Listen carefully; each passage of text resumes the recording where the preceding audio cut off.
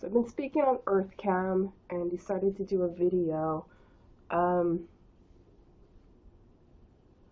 I had a question as to how this leg that was in a cast, how the calf could be bigger, a bigger muscle, when it was previously just flaccid skin hanging off my shin bone, how it could be a bigger muscle than my other calf that didn't get surgery.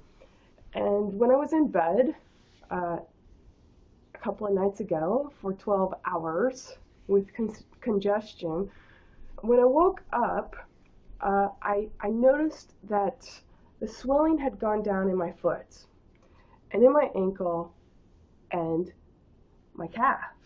So when I compare the calf to each other without the swelling, this calf that has been in the cast is indeed smaller.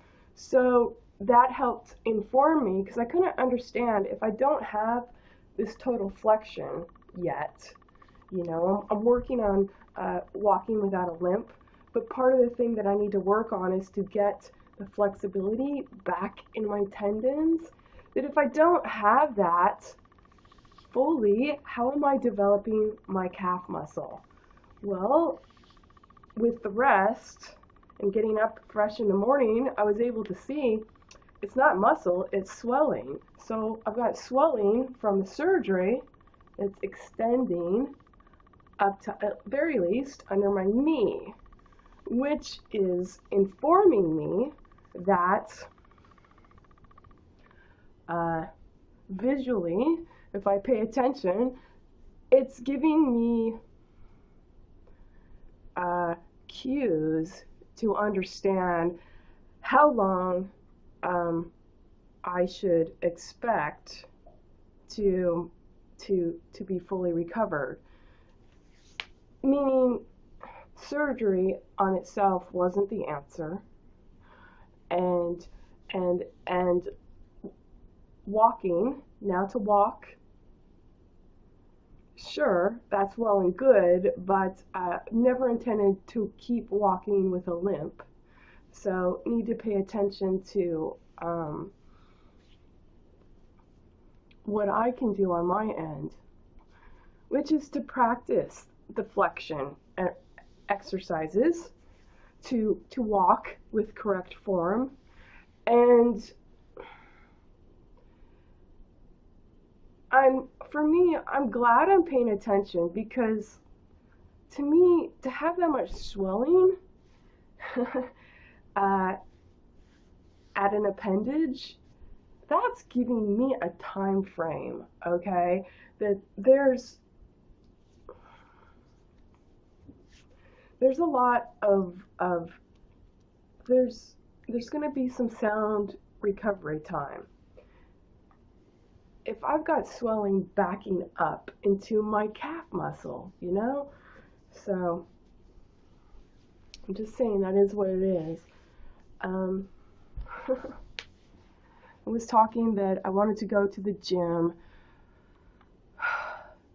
but I feel weak because I haven't been going to the gym, and then I'm congested, and I've been watching, temperatures and are we getting another snow, because I didn't change my snow tires this year. So it's but I want to go. I want to do some cardio, and I was thinking of doing rowing, seated rowing, and start lifting weights again, knowing that it's going to make me tired, but get on with it.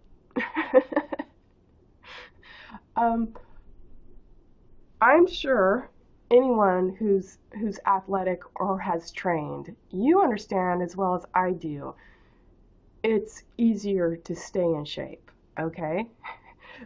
What I dislike, what pisses me off about being in shape is being out of shape, because then I'm like, I gotta get back in shape again. And I've done it enough times that I have the faith. I know to have the faith to push through. I'm lifting weights. It's making me bigger. Well, you're building muscle and it's pushing out fat. okay? You need to go past that and you need to put your time in. So I have faith that, hey, I can shape and articulate this even when I don't see results and the results are going counter, okay?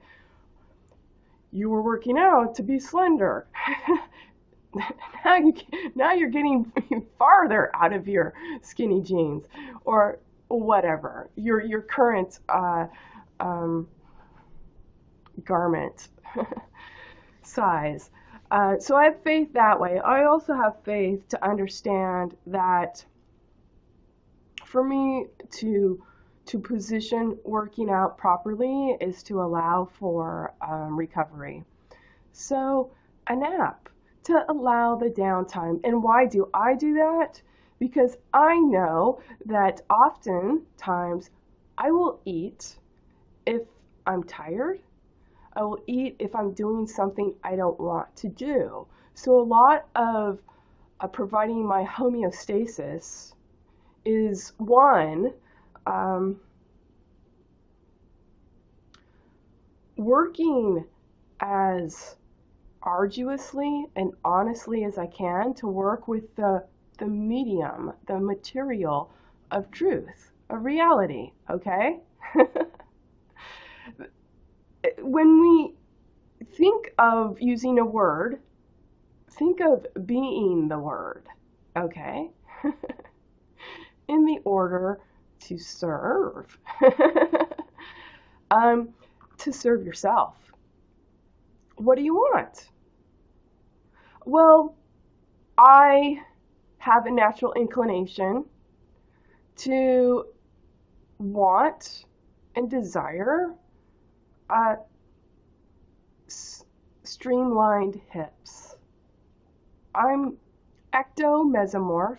Ecto is a small frame, meso, muscle building. I'm a combo of both. And endomorph would be someone who has thicker bones, and so you're framing, and so you're stocky usually. So really, to me, is what I desire is basically what my frame can hire, okay?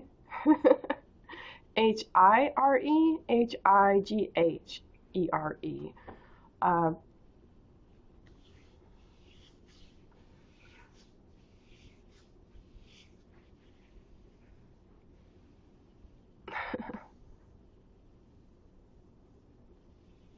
It's been a long time off.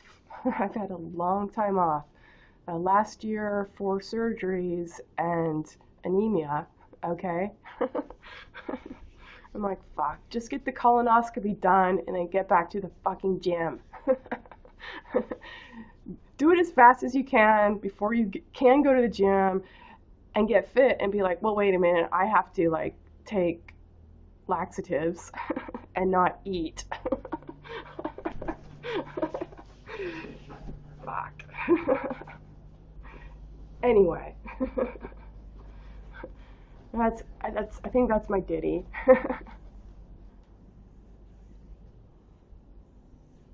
Just trying to get this going. What else? Swimming. Yeah. February 6th, I go back and for the foot doctor. She didn't want me to swim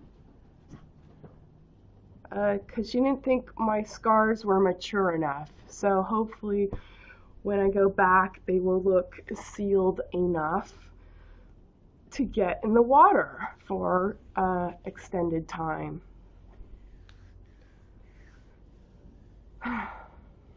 What else?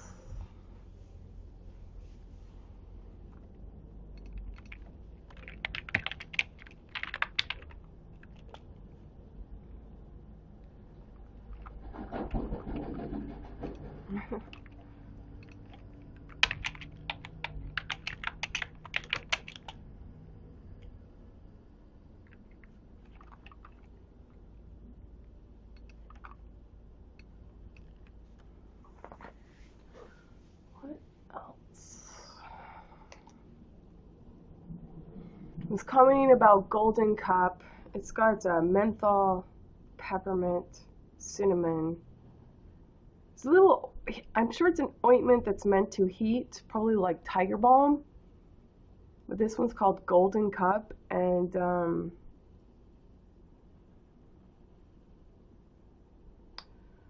honestly, that print is too small for me. I can't read it, but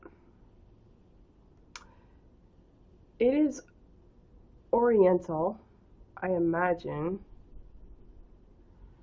in origin, due to that writing. I don't know if that's working so well.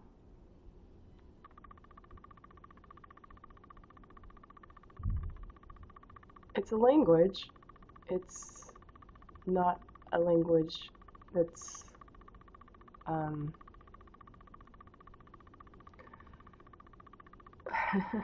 it's not American.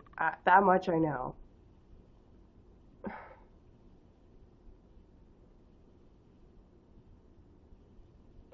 It's so weird. It doesn't look Oriental though either.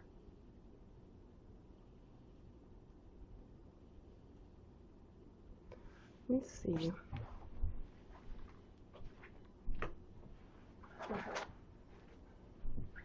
Last time I got my contact prescription, I realized, I was like, hey, I thought you're supposed to fix this, not give me a compromise. So what happened is I got a new contact prescription that I could see an eagle's nostril in Alaska from Maine, but I couldn't see in front of my face. And I'm like, that doesn't really work for me. Can I have my old prescription back?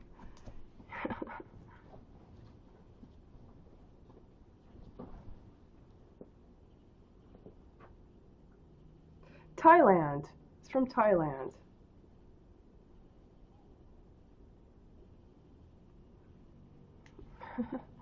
Golden Cup from Thailand. Thailand used to be a, well, if you talk about culinary, it's Japanese India, okay? Um, Thai food is a mixture, tries to have four different, your, you know, that you taste the sensation with your sweet, sour, bitter, salty. I'm trying to think of, it's meant to be sensual. It's really meant to hit every taste sensation zone. The other thing about Thailand, it used to be that it was a great neutral country for no wars.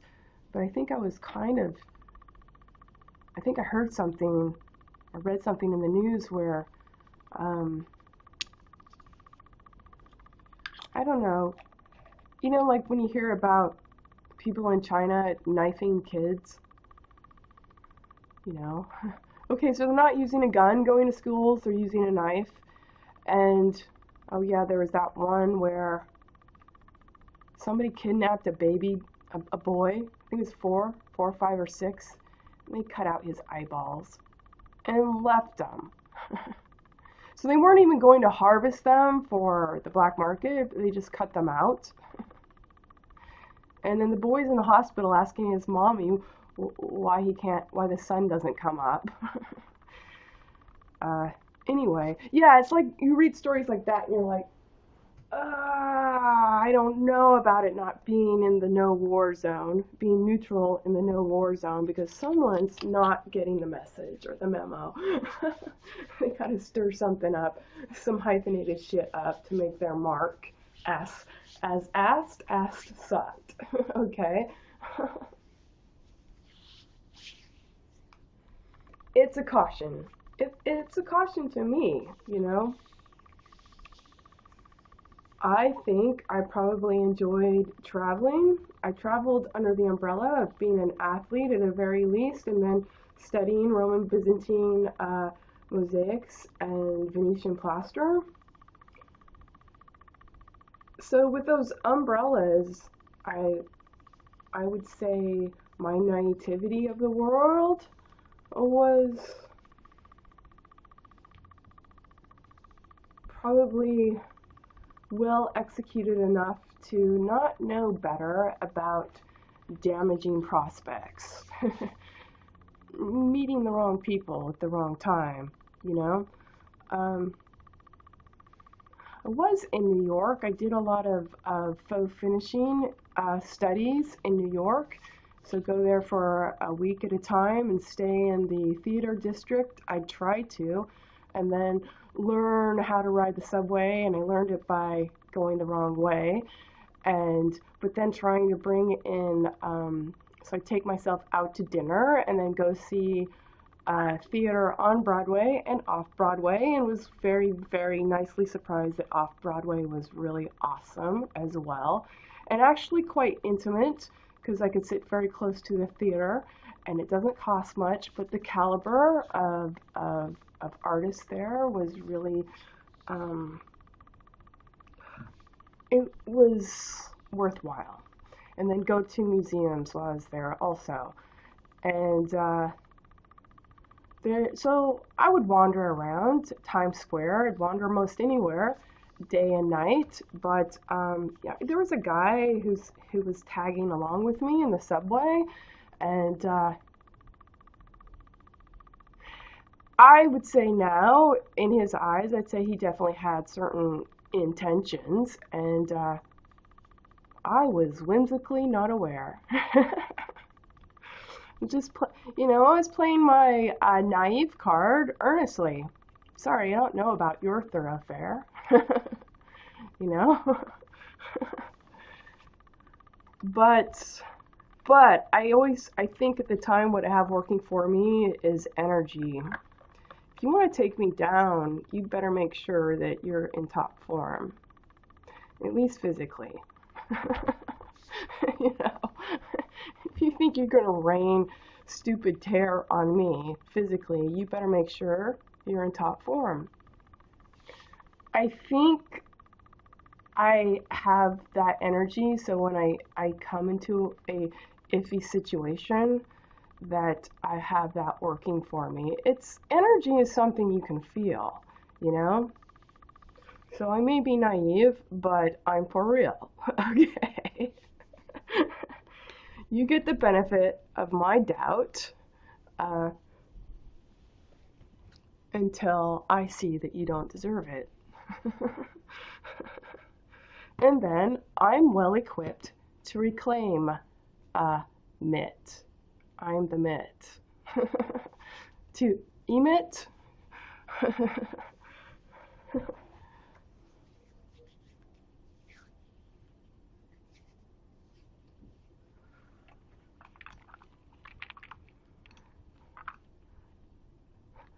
I'll repeat that. I was going to say I wanted to go to the gym so I can work on my lymph system.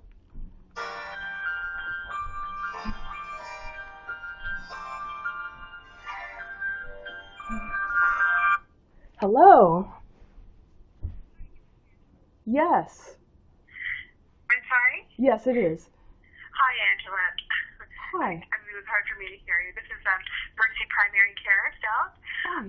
I just want to let you know that we did go ahead and put this order in that you had requested for your colonoscopy. Oh, and great. You're ready to go. So if you go within the Mercy system, it's already there. Okay. But if you're going outside of the Mercy system, we'll have to fax them this order. So do I make the appointment, or do I wait till someone calls me back? Do you make the appointment, or do you wait till someone calls you back?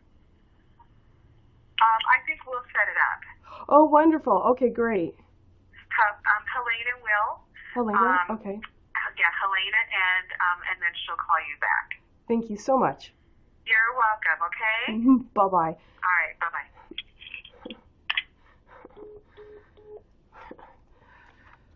All right. So, yeah, I was talking about, I'm going to be overjoyed. I'm going to get colonoscopy.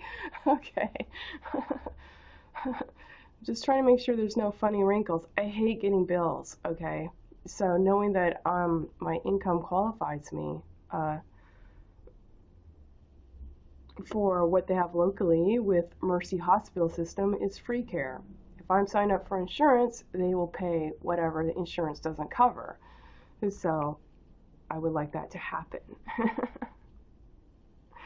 And why wouldn't I? All things considered, okay?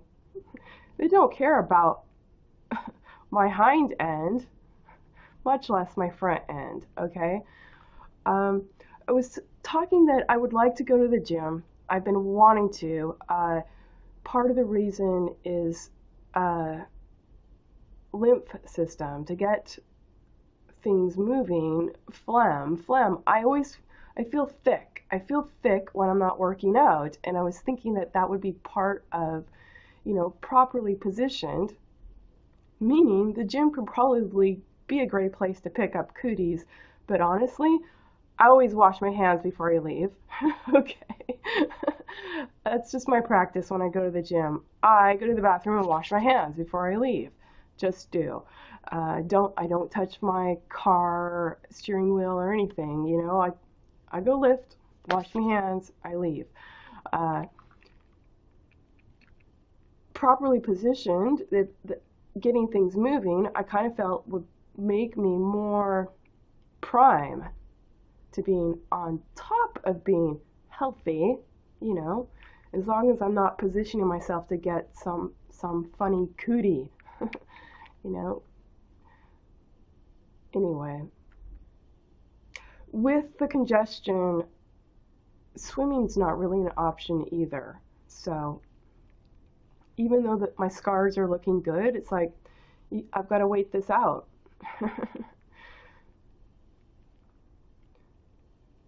Curiously, my latest, I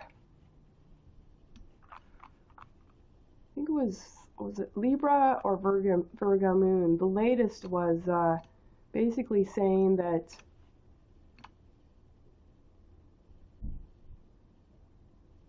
well, I could find it. Let me see. It'd have to go through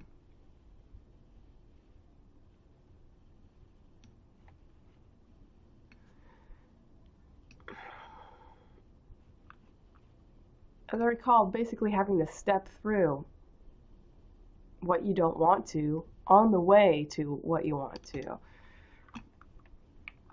see if I can find it here.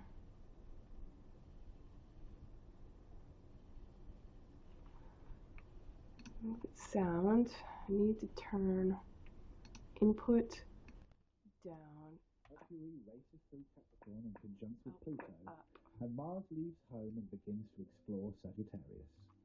Now here is a forecast that Jonathan recorded that will help guide you through these events. The trouble with life is that it goes on regardless of whether you're in a good mood or a bad mood, regardless of whether you think you're winning or losing. Still, life goes on. Still, things keep happening. Still, things require our attention. They demand our response. And we have to find resources within ourselves which are easier at some times to pull out of the bag than they are at others. This is a good week for you. It's a very encouraging time astrologically. A great deal is coming together. You've got everything to look forward to, every reason to feel that you're heading in the right direction, and that everything which happens to you this week has a purpose, a rhyme, a reason, and a rhythm to it too. That it's driving you further forwards. That is all happening.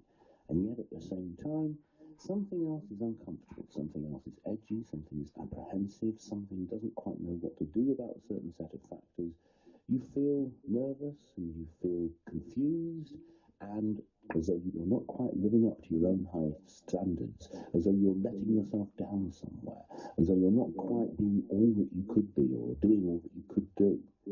Which is a bit strange, really, because after all, how can one bit of you look at another bit of you and be so harsh?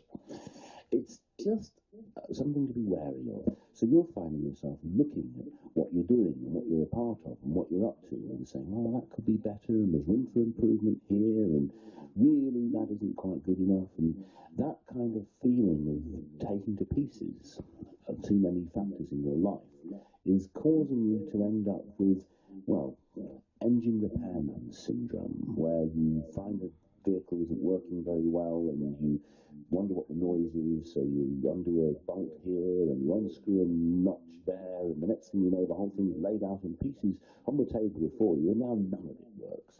And what's more, you start putting it back together again. You can't work out where some of the bits go. Some of the things which did hold together before aren't holding together anymore.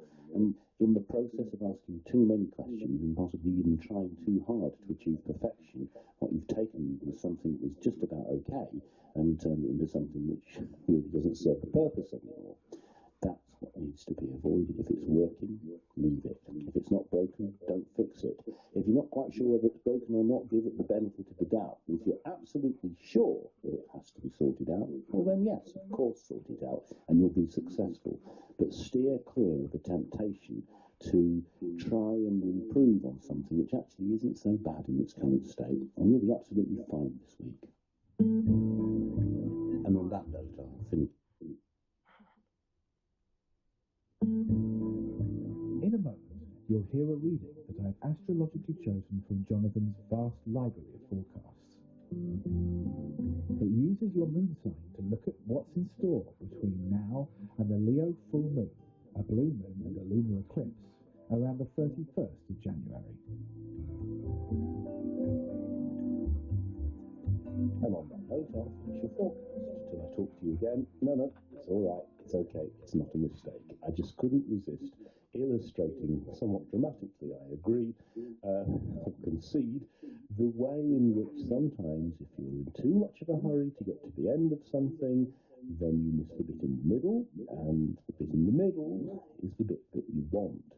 And that's really all that you need to be aware of. What you really want to do, though, is to enjoy this for what it actually has to offer and to slow down enough to the point where you can actually recognise what it does have to offer. Because there is a message for you from the sky, and there's an opportunity for you too. But the best way to understand what that opportunity is and what that message is to imagine yourself as someone who is riding on a train. You want to get to your destination, and if you sit there urging the train along, anxiously pushing, doing what you can to peer out of the window and mentally force the wheels to turn, all you'll end up with is a sense of frustration and a feeling that somehow nothing is quite going as fast as you want it to.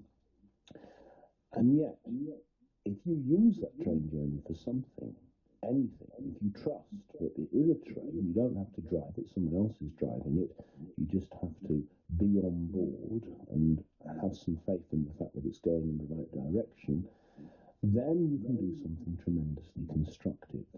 Either you can strike up a conversation with a fellow passenger, or you can read something which will be of use to you in the future, or you can let your mind drift completely and explore your imagination, or catch up on some rest or something. It doesn't much matter what you do, as long as you do something appropriate to the situation that you actually face, as opposed to something which is designed to push forward the moment where your train pulls into the station, when there is nothing that you can really do that will push that moment forward. You probably can't do much harm either. It's probably not a question of, if you try too hard, you'll stop the train. It's just that the train will get there under its own speed regardless of what you do, but the frame of mind in which you arrive will alter, and that therefore will affect your ability to enjoy yourself and to do something fruitful once you get there.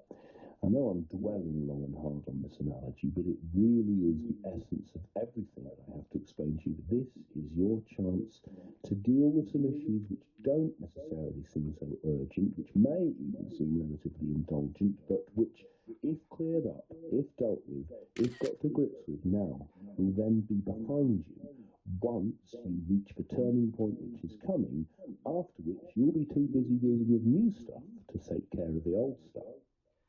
Right. Somehow in my memory, I thought I had to trudge through something I didn't want to do to get to where I want to.